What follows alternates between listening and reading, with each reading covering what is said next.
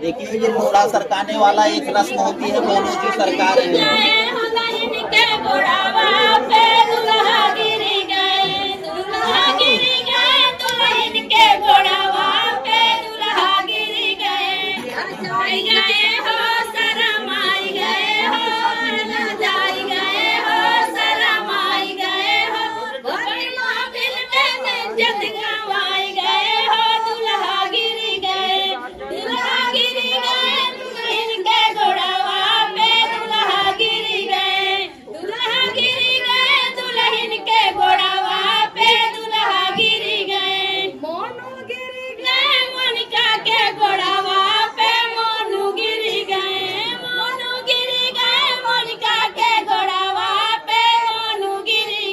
वाह वाह, क्या बात है,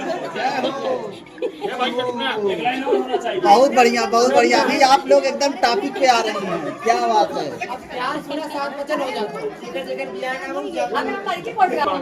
अभी ये लक्ष्मी की जगह पे तो आपने क्या किया, यहाँ 7 बनाया गया था पिंडी, तो 7 पहाड़ थे। महाराज जी इसको लेके जरा बोलिए यही बात। वाह, लीजिए महाराज जी, बहुत बढ़िया, दीजिए बोलिए। दे दो, वाह क्या बात है महाराज जी, लाइव प्रसारण जो आपने किया अभी, इसका मतलब है कि आप अपनी होने वाली धर्मपत्नी से क्या वादा करते हैं, क्या संकल्प लेते हैं। क्या संकल्प लेते हैं? चाहे मेरी होने वाली धर्मपत्नी, वाह महाराज, हे प्रिय मेरी होने वाली अर्धांगिनी, मैं आज संकल्प लेता हूँ कि जैसे शिलाखंड को हटा दिया, जो लोढ़ा होता है हमारे घर का, वह शिलाखंड होता है पहाड़ का एक अंग है, न कि सीमेंट से बनाया गया है। ठीक है, जैसे आज हमने इसको खिसका दिया, उसी तरीके से मैं संकल्प लेता हूँ, कि आज के बाद आपके जीवन में पहाड़ जैसी विपत्ति अगर आएगी, उसे मैं चुटकी में, जैसे शिलाखंड को हटा दिया वैसे उस विपत्ति को चुटकी बजाते हुए मैं नष्ट कर दूंगा। ये मेरा वादा है। अब होने वाला है 7 वचन। 7 वचन किसके हैं? कन्या के। और कुछ वचन, 5 वचन आपके होंगे। तो 7 वचन जो हम आपको बताने जा रहे हैं, अगर इस वचन को आप सुनेंगे और समझेंगे, अपनी मेमोरी में फीड करके रखेंगे, तो मेरा दावा है, भगवान भोलेनाथ के मंदिर में वचन देता हूँ, कभी आपके दरवाजे पर विपत्ति, कलेश, अशांति, ये तीनों दस्तक नहीं देंगे। दुख, क्या बात, ये दस्तक देने वाले नहीं है। अब वचन में कन्या क्या कहती है? पहले वचन में कन्या कहती है, वचन का मतलब है आपसे वचन ले रही है, आप वादा कर रहे हैं, संकल्प ले रहे हैं कि आपकी बातों को मैं मानूंगा। पूरा उच्चारण के साथ महाराज जी, वाह वाह वाह। भैया इसमें कन्या कहती है, तीर्थव्रतो त्यापनियज्ञदानम मया सहतम यद कर्म कुर्या बामंगनामि त्वदा त्वदीयम जगाधि कन्या च वचनम प्रथमम। पहले वचन में कन्या कहती है कि कोई भी तीर्थ यात्रा करें, आप कोई भी उद्यापन करें, व्रत रखें और दान आप कर्म करते हैं, तो मुझे साथ लेकर के करना होगा। अगर आप यह स्वीकार करते हैं तो मैं आपकी धर्म पत्नी बनने के लिए तैयार हूं। दूसरे वचन में कन्या कहती है, काव्यम प्रधाने कामंगयामि त्वदा त्वदीयं जगाधि कन्या वचनम द्वितीयम्। दूसरे वचन में कन्या कहती है कि अगर आप हव्य दान करेंगे, हव्य दान करेंगे और कव्य दान करेंगे, उसमें साथ लेना होगा मुझे। तो हव्य दान का मतलब होता है हवन करना, कव्य दान का मतलब होता है पिंड दान करना। जब पिंड दान करते हैं उसे कौवों को दान किया जाता है, इसलिए उसे कव्य दान कहते हैं, और हवन जो करते हैं उसे हव्य दान कहते हैं। दोनों में आप मुझे साथ रखेंगे तो मैं आपके वामन में आने के लिए तैयार हूँ। तीसरे वचन में कन्या कहती है, कुटुंब रक्षा भरणं यंद कुर्या वसूनां ग्राम परिपालनश्च सामङ्गयामि त्वदा त्वदीयं जगाधिकन्या वचनं द्वितीयम्। तीसरे वचन में कन्या कहती है कि आपके घर में गाय है, भैंस है, पशु जितने भी हैं उनका सबका लालन करो, मेरे अधिकार में होना चाहिए। और आपके माता पिता का मैं सदैव आदर करूंगा तो करूंगी। इस अगर वचन को आप मानते हैं मैं आपकी बामंगी बनने के लिए तैयार हूँ। चौथे वचन में कहती है धान्य धनिकान्यतिष्ठा निदेशं न गृहे निजत्या वामंगयामि त्वदा त्वदीयं जगाधिकन्या च वचनं चतुर्थम्। चौथे वचन में कन्या कहती है आय व्यय। आय व्यय का मतलब होता है जो आय हो, और व्यय का मतलब जो खर्च हो, उन सब का हिसाब किताब हम दोनों को मिलकर करना होगा। आप मेरी सलाह से कुछ खर्च करेंगे। अगर यह बात आपको स्वीकार है तो मैं आपके बामंग में आने के लिए तैयार हूँ। और पांचवें वचन में क्या करने कहती है देवालय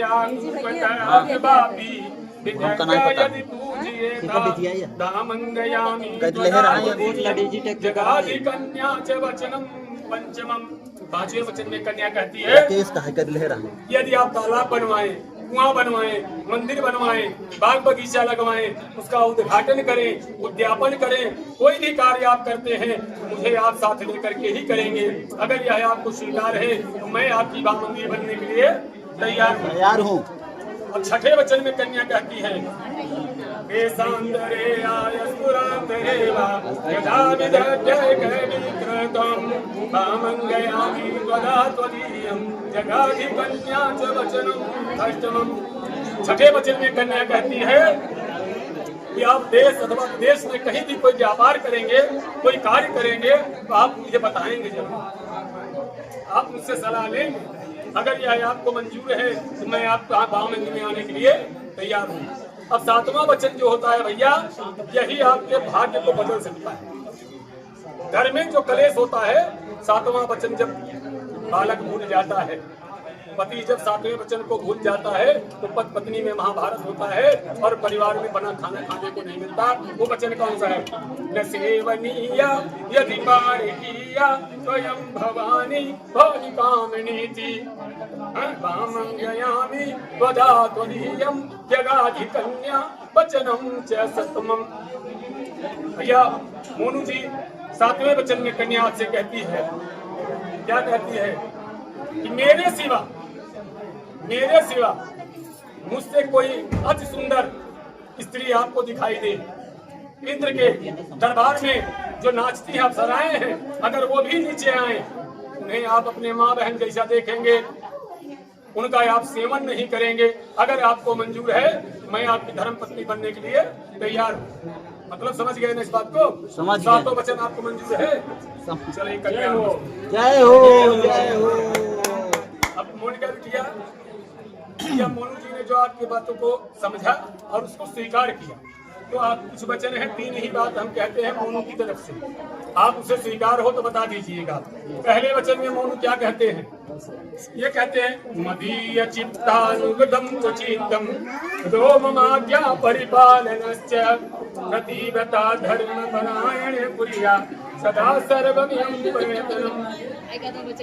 मोनू जी आपसे कह रहे हैं हे ब्रजपति देवी, हे मेरी होने वाली धर्म पत्नी, मैं आपसे वचन लेता हूँ कि आपको मेरे चित्त के जैसा आपका चित्त रखना होगा। मेरे चित्त जैसा आपको चित्त रखना होगा, मेरी आज्ञा का पालन करना होगा और पतिव्रता धर्म में आपको रहना होगा। इसका मतलब क्या है?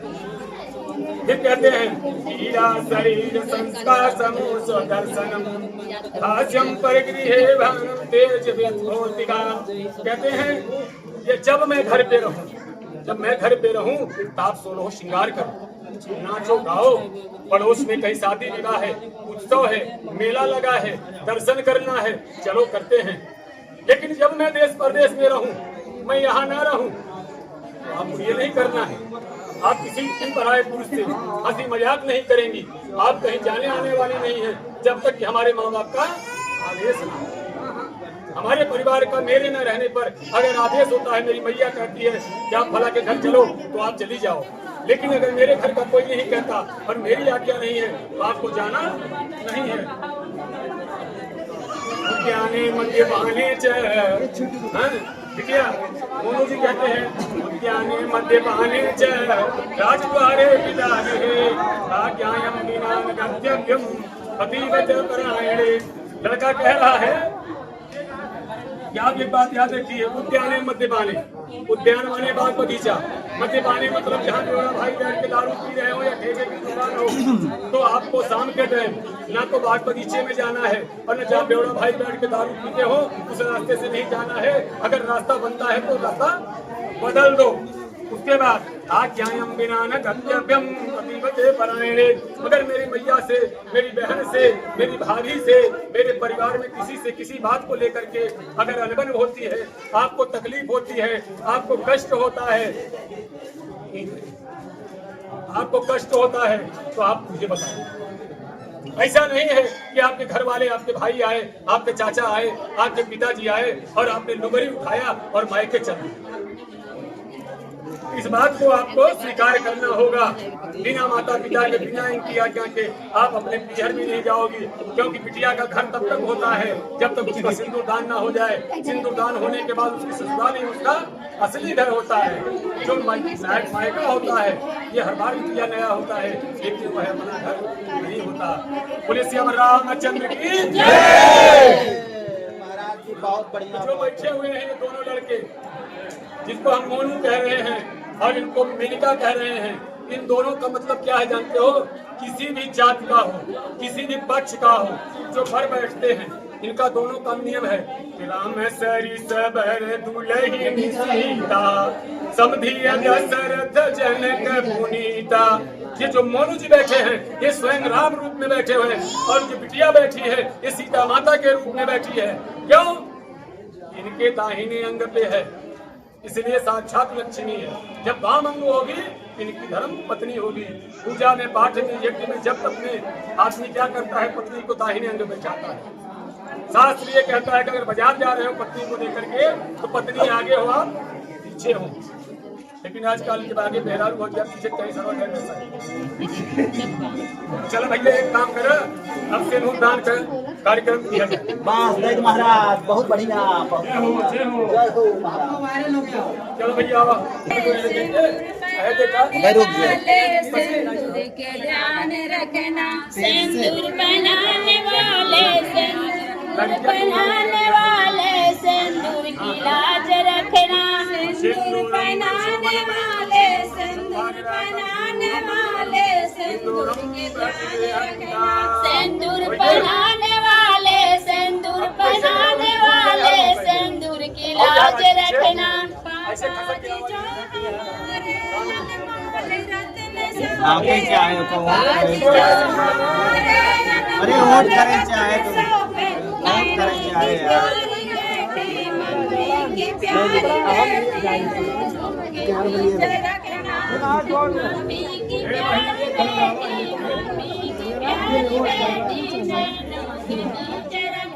मम्मी के प्यारी बेटी, मम्मी के प्यारी बेटी, नैनों के बीच रखना, मम्मी की प्यारी बेटी। उड़ाई दे, पूरा उड़ाई दे, देख नहीं पावे तो। वाह बहुत बढ़िया। ए इसको थोड़ा कैमरा माना दीजिए, कैमरा माना दे, कोई देखने न पाए एकदम। थोड़ा जरूरी है, जरूरी है दीदी, थोड़ा जरूरी है, थोड़ा जरूरी है। हाँ बस उड़ाए रहा, पूरा उड़ाए रहा। मजाक मत ले।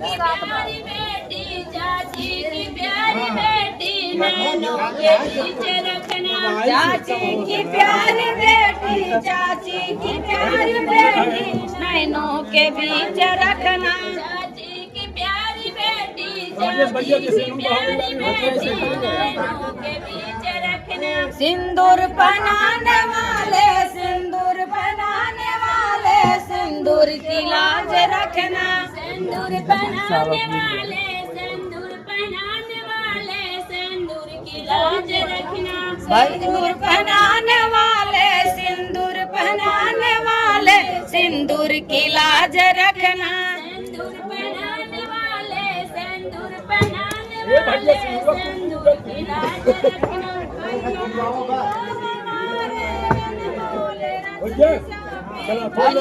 अब खड़ा कर भैया। ससुर के बेटा की मंगिया सुन ला। काला मंगिया में सिंदूर वाले, ससुर के बेटा की मंगिया सुन लागे। डाला मंगिया में सिंदूर वाले, ससुर के बेटा की मंगिया सुन लागे। डाला मंगिया में सिंदूर वाले, ससुर के बेटा की मंगिया सुन लागे। ई भाग्य वाली बन्नी जले जाइए बन्ना की भगिया जाग जाई। भाग्य वाली बन्नी लेके जाइए बन्ना भगिया जाग जाई। भाग्य वाली बन्नी जले जाइए बन्ना की भगिया जाग जाई। भाग्य वाली बन्नी का नाम है जाग जाई। डाला मंगिया में सिंदूर वाले, भसुर के भैया की मंगिया सुन लागे। डाला मंगिया में सिंदूर वाले, भसुर के भैया की मंगिया सुन लागे। ई भाग्य वाली बन्नी जले जाइए बन्ना की भगिया जाग जाई। भाग्य वाली बन्नी लेके जाइए बन्ना की भगिया जाग जाई। डाला मंगिया में सिंदूर वाले, देवर के भैया की मंगिया सुन लागे। डाला मंगिया में सिंदूर वाले, देवर के भैया की मंगिया सुन लागे। डाला मंगिया में सिंदूर वाले, देवर के भैया की मंगिया सुन लागे। डाला मंगिया में सिंदूर वाले, देवर के भैया और एक बार राशि भाग्य वाली बन्नी जले जाइए भैया की मंगिया भगिया जाग जाई। डीजे बजाइए। नमस्कार दोस्तों, ये वीडियो अच्छा लगे तो कमेंट में जरूर बताइएगा। मोनू की शादी का कैसा लगा कि जरूर बताना। पुष्पा जैसे कि चैनल पे जाना सबकी इच्छा है जी बिल्कुल। और मोनू का शादी का प्यार दुलार जरूर हम लोगों को दीजिएगा। थैंक यू, धन्यवाद।